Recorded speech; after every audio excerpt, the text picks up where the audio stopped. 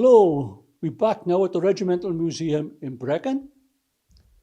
We've got a couple of members of the 1879 group who are going to answer some questions. Mind you, they might not answer them, but it doesn't matter. This is going to be a general talk, and first of all, I'd like to introduce you to Richard Cartwright, Dan Tully, and Phil Barrow. Coombs. Phil Cooks. Barrow. Who? Phil Barrow. That's close enough. Right. Now, how do you think the costumes and the equipment that was used in Zulu was accurate or inaccurate to the period? Well, in Zulu, the uniforms are quite honestly fantasy. The chaps, say all the enlisted chaps, are all in pretty much home service uniforms, the full dress uniforms. They're wearing equipment from 20 years in the future. They're wearing 1880s Slade Wallace equipment, which, from a production point of view, was cheap. They got it from army surplus. Nowadays, that sort of stuff is incredibly rare and very, very expensive. But 1963, they got it from a military supplier. In reality, they'll be wearing, the enlisted chaps will be wearing 5-button frock coats, 1871 pattern equipment, like which we're wearing. Their helmets wouldn't be perfectly white, they would have been stained, the badges would be removed. They would look like workmen-like soldiers on campaign in Africa. But there was a production decision made with Zulu that these chaps had to look the chocolate box soldier. They had to look perfect, and I think it really does help the production. And say it just gives a very romanticised view of the British soldier in Africa. Well, basically, the uniforms wouldn't have been shining red at the time because they would have been there. Some have been there for a year. But especially the 1st Battalion, some have been there less than 6 months, and they would have sort of been, well, in fact, they wouldn't be gleaming red, they'd be more peachy, pinky colour. Oh, very much so. And same as the helmets were tea stained, or stained with the soil, because it was reddish, the soil, in South Africa, or certain parts of it was. And it just, but to be fair, the film was well made. The other area that wasn't covered with the fact is that the uniforms, they didn't ask the museum here that was around at the time about the making of the film. And no one come here to investigate and discuss it with them. It was purely done by on a production point of view. Have you got anything to add? No, nothing to add to that. No, right. Nothing to add to that. I think they covered it. From Swansea? Yeah. I can see it.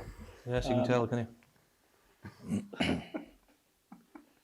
So the thing that on the film that I seen, and I didn't find out until a long time after when I read the book, Washington Spears by Desmond Morris, that missionary wasn't even at Rorke's at that period, because his wife left 10 days before with his daughter, that was only 3. And he left 3 days before, or 4 days before. Do you think you threw it out by having him in there? You're talking about Otto Witt, aren't you? Jack Hawkins. Yeah. Otto Witt, yeah. It's poetic license, really, isn't it? I mean, when he had the opening scene for the wedding, it looked pretty good when he was telling his daughter that this is what the Zulus are, don't be embarrassed because this is what happens. And then, of course, when he went back, playing as a drunkard as well probably didn't help. But, yeah, see, the thing is, it's hard to criticise the film because it's such a good film. And a lot of work went into it, but historically, it's hard to say. Perhaps not, perhaps he shouldn't have been there in the film, but then it's all about characters, isn't it? Yeah, well, a perfect character he assassinated was Henry Hook. Oh, Oh, yes. yeah, he did that. Yeah. Because on the preview in Cardiff, I think, or in London, the family walked out They did, yes. in disgust. Yes. I actually spoke to James Booth about that. He was at a function in London, in Woolwich. We were there doing something, and James was there with another actor from the film. I can't think of his name at the moment, but I did actually ask him, and he was embarrassed. And he was, as I understand, going to apologise to the family, but unfortunately he passed away before it could happen. But yeah, it was a sad thing, really. Of course, in reality, Hook was a defender of the hospital. Yes. And with the placing of the men in those positions, the officers knew that hospital would be attacked. They knew the Zulus would be coming at that position, and they made sure that the men stationed there would be able to stand. And I think that's why he was in the hospital, because he was a dependable man. Yeah. The thing that gets me is Henry Hook, a waster, a blackguard in the film. Couldn't he have gotten another soldier and made his name up and sort of said, this is the way you're going to act? William Allen, Yes. because he'd just been demoted from sergeant Yes. to corporal for drunkenness. Yes. So they could have used him. Perfect one, right? Yeah. So, Yeah. But did they know? Because it's all based on a story by John Preble, wasn't it? So it could be they're just using that, and that's I think he also helped write the script as well, didn't he? Yes, So- he was a script writer. So they probably used it that basis rather than going further into history and looking a bit further down the line. It's just basic research, wasn't it? Yes. Yeah. well, if to look at that side of it, the museum was here. They could have, they could have come and look at the uniforms. They could have come and asked, what do they think of it? And for a film that is now history, it's been in the top 10 since 1964. For a film with that ancestry, it's all wrong.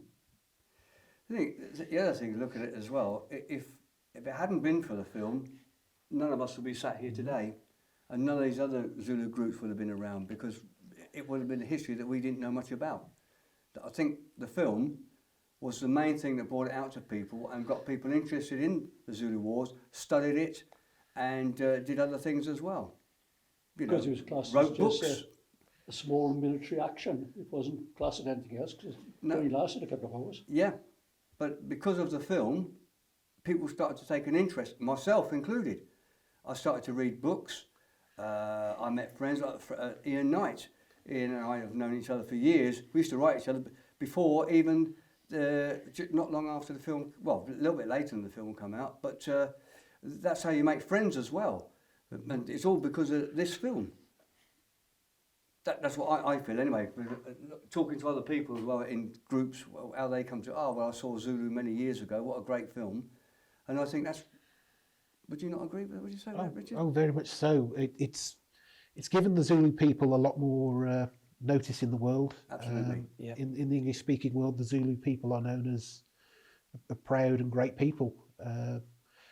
Many other African tribes that say live all throughout Africa, the public don't really know about it unless they study African history. But virtually the entire English-speaking world knows of the Zulu people, which I think is a very positive thing, especially. But I think they learned their lesson when they started to make Zulu Dawn, Oh yes, because they researched that, I think. yes. Yeah, oh, absolutely. Yeah, It was a better film. There was a lot of research. yeah. You know. Far much more research, but I do think the execution of Zulu Dawn in production way, it was very difficult. I think a lot due to the political situation in South Africa in 1978. But it's still a good film, but it doesn't get the same attention as the original Zulu did. No, it didn't. And they brought, because, am I correct in saying that Stanley Baker was going to play Durnford? Yes. But unfortunately passed away. and so they got Burt Lancaster in, so it was sold to the American market. Yes, they had some great actors in the cast list of Zulu Dawn, Yeah, but it did. I don't rate their performances personally. It's like Peter O'Toole; he's phoning his performance in. Because I do think, like say, Peter O'Toole is one of Britain's best actors of the last 50 years, but something in the execution of Zulu Dawn, it just doesn't pan out in the dramatic scenes. The battle scenes are superb. Absolutely. Yeah. They say they were made and produced by, say, the greatest director no one has ever heard of. And that was David Tomlin. David Tomlin. So Star Wars, Indiana Jones, The Prisoner back in the 60s, Gandhi, where he coordinated over about 500,000 extras. Richard Attenborough. Yeah, all these huge films. I think he worked on hundreds throughout his life, but he coordinated all the battle scenes, and he did a very, very good job, I think. Well, a couple of things that were sort of strange in it. The Pauline scene where the Zulu comes in, who's been captured, opens his tent and goes to it, and he stands there and points to they go, do you want me to go over there then? And then kills him. I said they could have made that a little bit better. But how do they know that happened when there was no survivors? Absolutely. No. Nobody knew about it, They did don't. they? So it's poetic license because no one actually knew what took place in that dead. But I find it extremely strange that a battlefield like that would have been at the time. He's in there writing to his wife in the tent, and then suddenly the Zulu comes in, and he's going to go point over that way. No, that wouldn't. I wouldn't be writing that. I'd be in the toilet. Yeah, I think there might have been quite a few wanting the toilet, and actually.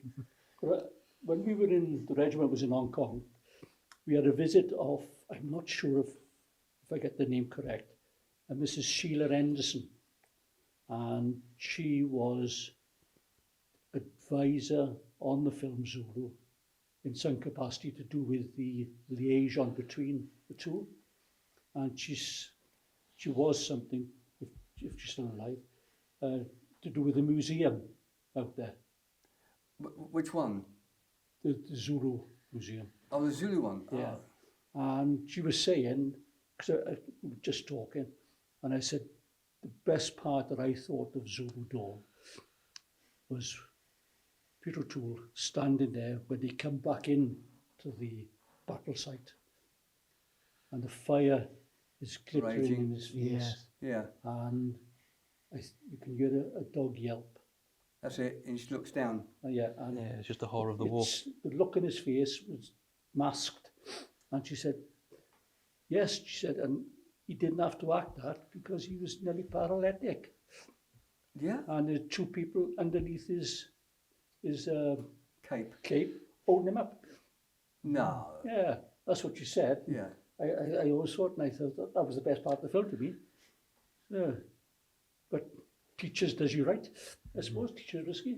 There were some good scenes of individuals, and as I say, a lot of the equipment was right, not the quite measurements, of course, but but the style was right.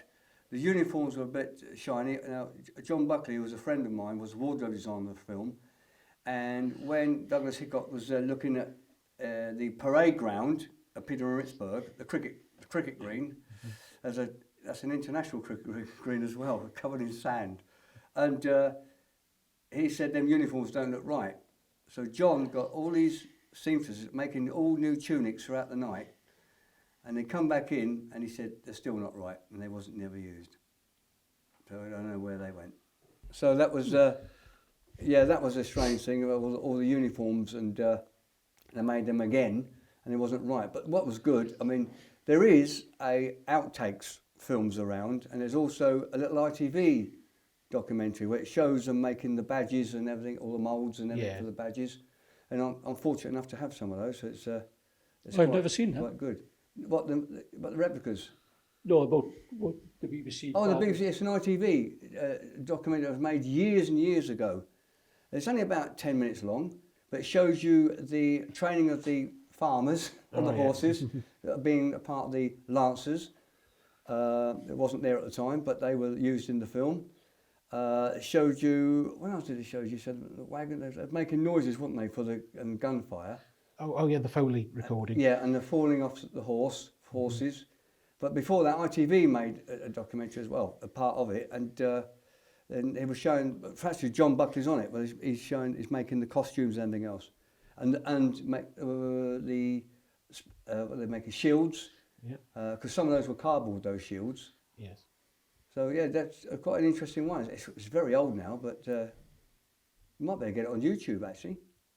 No, I'll have to try. I'll have to have a look at that. Yeah, Yeah. see if I can. Yeah, it's worth looking at. It's only about 10 minutes, but it's worth looking at. Because in the regiment, and Richie would know this, every Rockstrift Day, irrespective of where we are,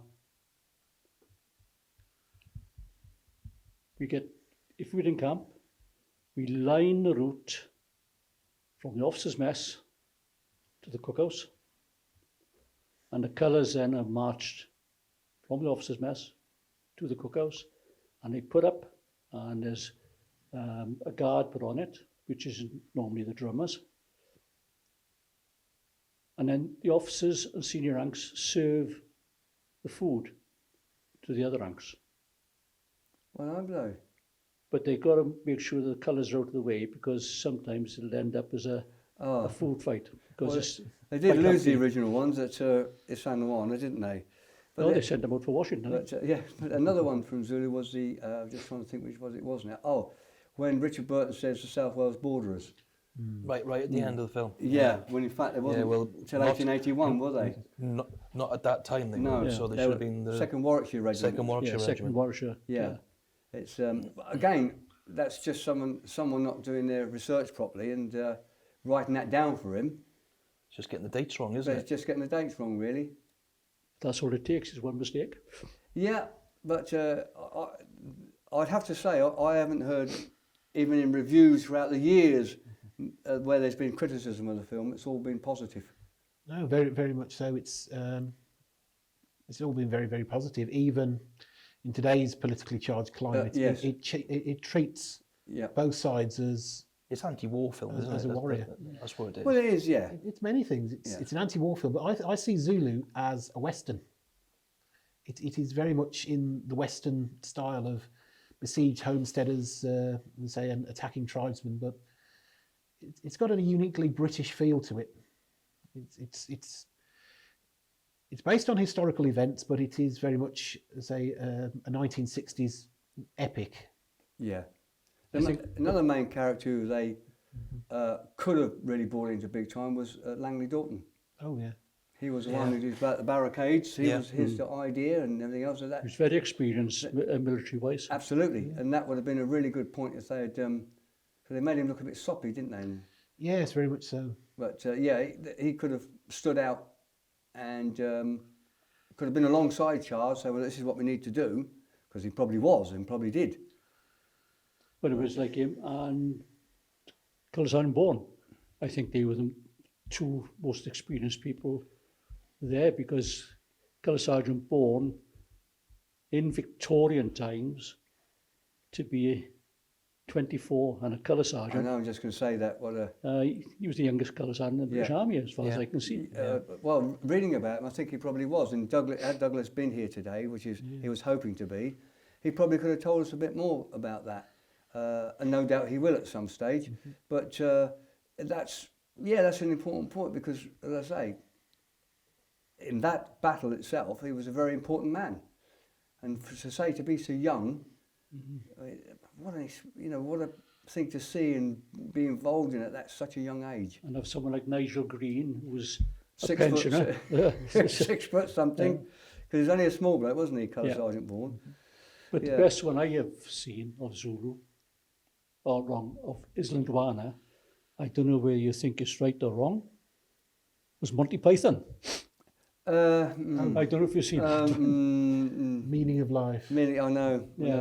But where I'm saying the best one, it shows that officers then were more important than the men, because that officer had a splinter. And there's people outside getting massacred, but the doctor called to him. It just showed the way that the ranks were He was serfs, basically. Yeah. Servants. Well, officers were a bit snobby, weren't they? You know, around that sort of time. I mean, the prime example in Zulu Dawn is the officers' mess. Oh, yes. That's a good example of. Yeah. And the Friendship Cup. Yes. Yeah. Yeah, three-handled. Yeah. They look like the Calcutta Cup. They wouldn't do that today with reeds and stuff of it. Yeah. But No. Oh, I wouldn't say that. I've been on a few messy dinner evenings as a guest, and they still get a lot of regiments still get up to a couple of hijinks. I won't say which regiment. tell me after. I think there's probably a few. If he that do does, I'll that. tell you. Yeah. Okay. In the What about the weapons? Because in the film Zulu, at one stage, where he turns around to the bugler and he says, "Spit boy, spit," and call him back. Yeah, there was an SMLE there, wasn't there? Yeah, which is, I don't think was out there. No. Well, let's see. In regards to weapons for Zulu, there was a mix of suppliers. Some were from collections locally. Most of the martinis were bought into South Africa by a company called Bapti and Company. They're a theatrical armourers, and they've been in business for over a century. And they provided all the weapons and the ammunition. They got, I think at most 30 of these Martini Henrys, which in 1963 these were very, very rare. In the UK, they weren't antique firearms at all. They were still classed as firearms, and there was no ammunition available for them. They could get the rifles, but not the blanks. So they had a solution, and if we can bring it in, please. Our armourer can bring a few pieces in.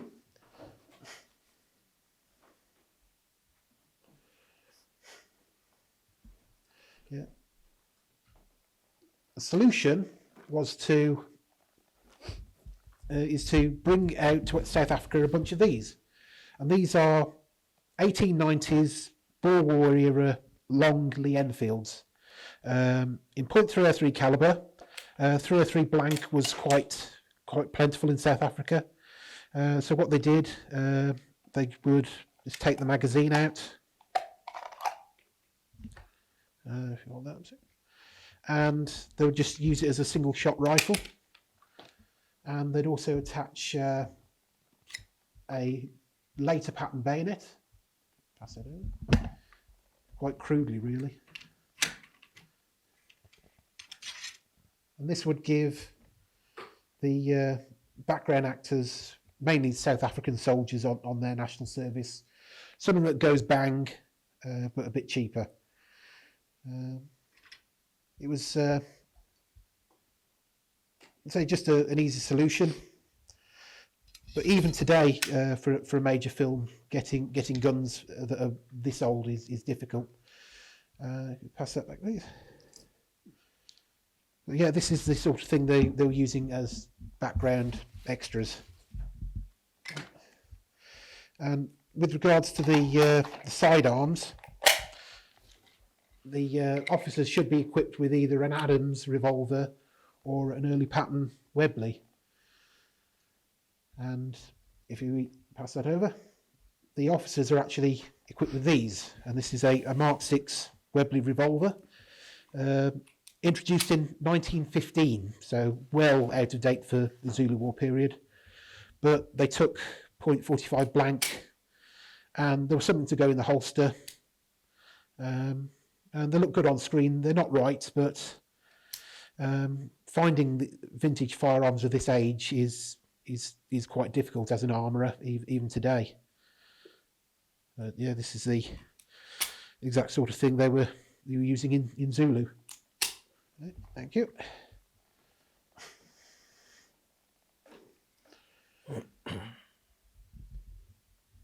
My son done a tour in Afghan, of Telek, and out there they found boxes on top of boxes on top of boxes of Henry Martini Mark IVs. and they were selling them for the equivalent of £15 each. Cool. And the armourer from the British regiments were going out and checking them, and the boys were sending them home. But then a complaint went in that about us buying them, and they stopped our boys buying them. But the Americans then went in and didn't buy single weapons, they bought the boxes and had them shipped back. And I think they're the ones now that you can buy from America. Well, the dealer out there, there's a English guy, there's a British dealer that's living over the States. I think he had a Pro Montelli many years ago, but he's selling a lot of the martinis now, so that's where he's got them from, is it? I think he's on YouTube as well, doing a demo on them. Yeah, because he was on Discovery for a while, didn't he? Him and his son, was it? Yeah. Chris and Alex Kramer. Yes, I think that may be yes, it. Yeah. the story is, so they've got a whole documentary. It's on Treasure is Where You Find It. And this was the Royal Armoury of the Gurkhas in Kathmandu in Nepal. The Lagan Silicana or Royal Armoury. They were sold off by the Nepalese government in 2002, and it was for the whole contents of this ancient royal palace. They took out over 20,000 different types of firearm, from matchlock muskets all the way up to martinis, all in a terrible state, and say this one came from that supply. They all went to Atlanta Cutlery and International Military Antiques of New Jersey, and they've been selling them off for the last 20 years now. And some are in excellent condition, some do need a lot of restoration, but they found not only muskets and martinis, but Lee Enfields, Sten guns, 20 Lewis guns in their original crates, and several Vickers guns, which I've actually had the pleasure of actually having a closer look at through some of my other work. If you heard him having a sale, let me know. Let us all know. Yeah. Which I know originally £15. Well. Yeah, and these were still gunked up in the paper, in the And the boxes grease as well, the paper and the grease. Yeah. So, Wow. but that's the equipment side of it. But who would have stored them there? The British Army or years ago? If Afghan, they came from the Afghan Royal Armoury. We actually sent out an entire factory to Kabul to manufacture martini rifles. Sure. And these are Kabul Arsenal martinis, and they actually have a special monogram on the side. But they're fairly rare in collector's circles, but in several places around the world we sent out machine tools to make rifles. Is that because the Afghan wars and stuff that Britain was involved in? Mainly, yes, because Afghan, they were never part of the British Empire, but we did try to sweeten the deal and keep us allies, because we wanted that buffer zone between us and Russia. So we militarily supplied Afghanistan in the late 1800s. We've talked about Rorke's Drift, we've talked about Islandwana. Do you think in the future they will be remade? And if so, I hope that it's more accurate. I don't think they will. The cost today, CGI is not cheap to do. I would like to think that one of them might, because you can integrate the two films into one, couldn't you? I don't know. It's very hard to say. There was talk about it a few years ago, wasn't there? Oh yes, up to the point of they started making props and costumes for it, which the project didn't go ahead, and they've all been sold off, and they appear frequently at military affairs. But I'd like to see it, because I'd like to see the individual characters come out in the films, especially Zulu. Well, even in Zulu Dawn, because Pulling was a staff officer, and you didn't really see much of him, did you? Because he must have been sort of petrified, really, to be lumbered with that. And then Durnford, because Durnford was ridiculed as well, wasn't he? Oh, very much. During the time, because of a campaign where he failed. So I don't know. I think I would like to see it, but I'd like to see them sort of put together. You've got the pros and cons, haven't you? So with the pros, it's basically they'll be doing their research, like with the modern day war films these days. The quality, the research, the kit, the weapons, etc., are a lot better than if you looked at a 1960s film. Yeah, right. yeah. Like even if you looked at a World War II film, perhaps a German tank may actually be a German tank and not a Patron tank with the German markings on it. So in that respect, I would say if they did the research, CGI is at the stage now where I think will make a big difference. The only little worry I've got is, and a good example I'd give is the film Dunkirk 1958, right? Yeah. With the brand new film Dunkirk, people are comparing the two of them, and a vast majority of people are saying they don't like the new version compared to the old version. So that, but it's different outtakes on it, but the kit is obviously very More similar. better. But it's there. So we might have that as well. But from my personal view, is I would like to see a new film with the Zulu because of the way that we've moved forward with the 21st century. But what they need to do is, even if they did another Zulu Dawn, they've just got to get the research a lot better, read the books a little bit more. So, but it's Hollywood, isn't it? And basically reading a book and might not actually make the money. Add in the extra bits, like what we spoke about earlier on. Yeah, yeah. With the wit part of it, or with the cattle that were there. Now we don't even know if there were cattle at the actual place itself, but it just adds that for the general public to look at it. So on that basis, I think it would be good, but they just need to look at a bigger picture than what's come before it. And of course, myself, I've been brought up with the film Zulu. My father we used to sit and watch it as kids. We get to a point where we're mouthing the words even before the actors are doing it. Likewise, my children, and I probably wouldn't like me saying this, but when we all watch a film, we're all mouthing the words before we are, yeah. it all starts. So we've all watched it many, many times. And of course, the issue there is you're going to compare the original, which we always think is the best. It's got a lot of discrepancies, a lot of poetic license, a lot of Hollywood, but people have really enjoyed it and they've grown up with it. And that might be the other issue on the other side of the coin if a new film was made. But you're saying, isn't Duana the original? But wasn't there one made in 1907 or around that period? Yeah. Spirit, was it? Oh, I can't think what it's called now. In fact, if you look at Ron Locke's DVD of his Sanduana, there are snippets on their DVD of it. Black and white. They're thousands, a cast of thousands. And I often sit and watch it sometimes and think, God, that looked really good in colour. Yeah, well, some of the Zulus that was in that actually fought in the battle, because you might think it's a long period, but if you look at Colonel Sergeant Bourne again. Well, they were young lads, weren't they? Yeah, well, he died 9th of May 1945. Yeah. And if Douglas was young, because he was about 13, I think, when he died. I think he was. Yeah, I think he was. One thing I can tell you, that when talking to Douglas, that every Christmas he used to ask, his grandfather used to talk a little bit about it, Rorke's Rift.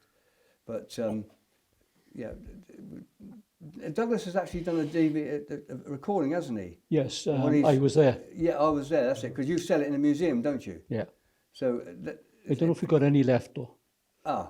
Because after this, I think you might have to have a few it might make some more, because it's very good listening to it. Yeah, because there was a programme made by the BBC of I Was There.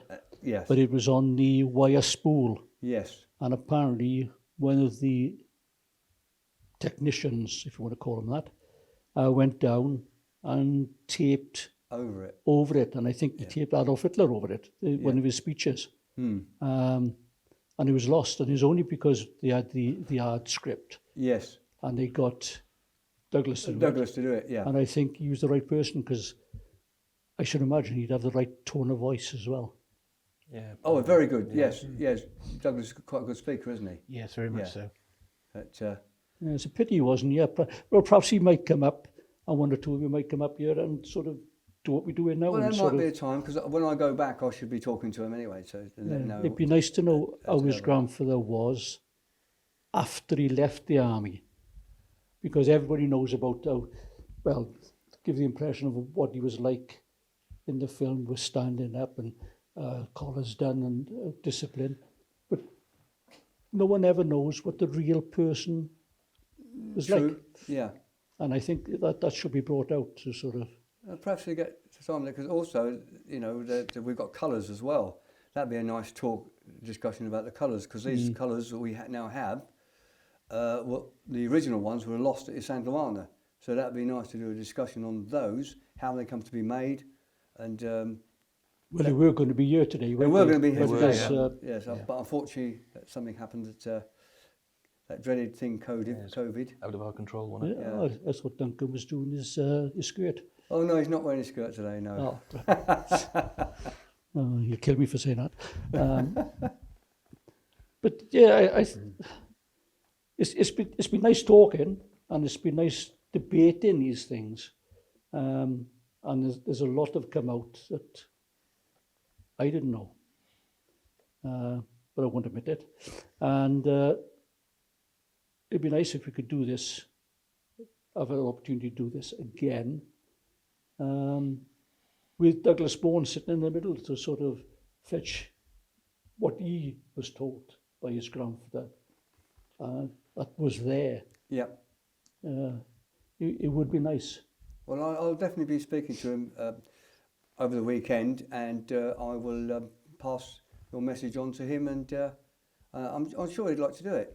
Yeah, I hope he would anyway, and he'd have photographs of Colour Sergeant Bourne as a civilian getting older. I think he has. Well, I know he has, because Diana, his wife, told me that they have. Yeah, it'd be nice to sort of put him on this for people to see, and how he progressed, and he wasn't the same size as Nigel Green. No, definitely not. No. But that would be a nice point to put into it. The other thing is, I know, like you said about the colours, but I know Duncan's got some good information about It's got some excellent information on two things: the original colours, how they will come about, and also about how we come to have a copy of the colours, specially made, research done. So it'd be quite a good talk, and he knows all about them. They are spot on. Mm-hmm. Yeah, and I had a talk to him before, and he's saying about, he told me a couple of things, but I'm not going to mention them because it'll take his glory away from him. Yeah. But he's very proud of them. He told me a couple of things that I was flabbergasted at. Yeah. Because I didn't even know things like that happened. One question, and there was a prisoner. Some of the prisoners that was taken by the Zulus come back and said that the Zulus tortured him, they starved him, and they abused him. But I could only find one person that was captured by the Zulus, and he was a Frenchman. And he was taken prisoner, and when he came back, his statement was that the Zulus looked after him, they respected him, they didn't abuse him, they fed him, and they kept him safe. I would like to know what this Frenchman's name was. I know we talked about it before, but I can't think if there's anybody out there in the 1879 period research that knows the Frenchman's name, let me know, because it'd be nice to do some research on him and find out who he was. You know, French in the British Army must have come over from Napoleon, but never mind. But thank you very much for turning up. We've got Wolverhampton. Is it Wolverhampton? Yes, Wolverhampton, West Midlands. Yeah. Reading. Reading. Oh, sorry, I mean, English can't spell. And Swansea. And nice for you to be here. Nice for you to give up your time to be here. And I hope you enjoy yourself tonight, because you're having a dinner with the Queen of the Zulus and the High Commissioner. I hope you don't choke on your food. That's very nice of you to say so. It's all right, because Yeah, we're thank you chin very and, much. and, Yeah, very much. Yeah. and Bill more likely to go for fish and chips. But, right, have you got anything else you want to... I tell you what you could fetch up. This is a perfect opportunity. What does the 1879 group do? And how can anybody become a member of them? Well, we were formed over 20 years ago by some like-minded enthusiasts of again, basically, I think, through the film Zulu. And the main people who started the group was a gentleman by the name of Morris Jones, and the other men, Roger Morgan and Alan Bainham Jones. They are the three main people. There are a couple of other people as well. They formed the group because they all had a like-minded thing to promote the period and to rededicate the graves of the defenders of Isandlwana, Rorke's Drift and any other Zulu conflict, of which we've done many. Yeah. In fact, we've done one recently. I did one At, down in Swansea not too long ago with John Connolly, yep. who was carried on the back of Hook, as it happens. And he was in an unmarked grave, in a pauper's grave, down at Greg Cemetery in Patron, Swansea. And we've rededicated it. He's got a headstone there now. And I was honoured to actually take part with that, as well as the Royal Welsh. The goat as well down there. So he had the proper service.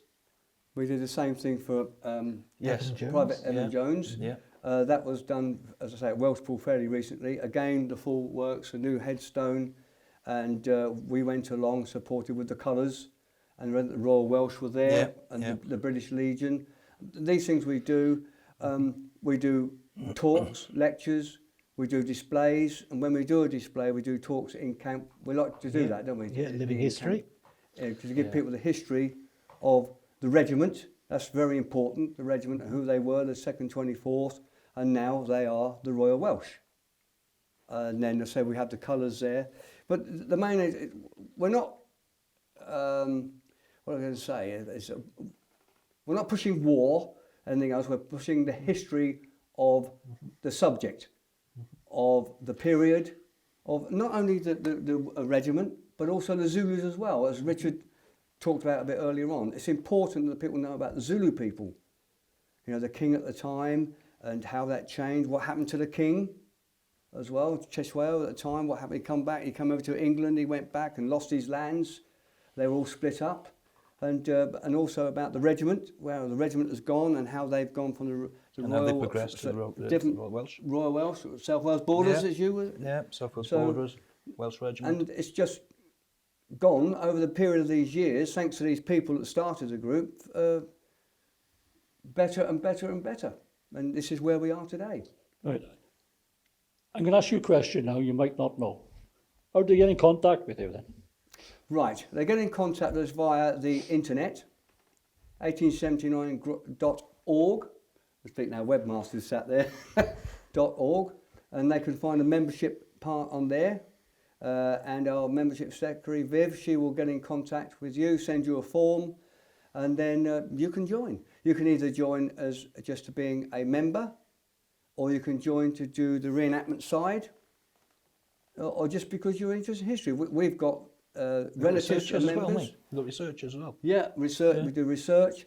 Douglas Bourne is our president, life president. Buthelezi, the king who played Chetshwayo in Zulu, is a member of our group. Ian Knight is a member of our group. Glenn Baker, Stanley Baker's son, is a member of our group. And as I say, we all do something. We all participate in something, and we just want to promote the period and let everyone know. And I think they should teach it more in schools as well.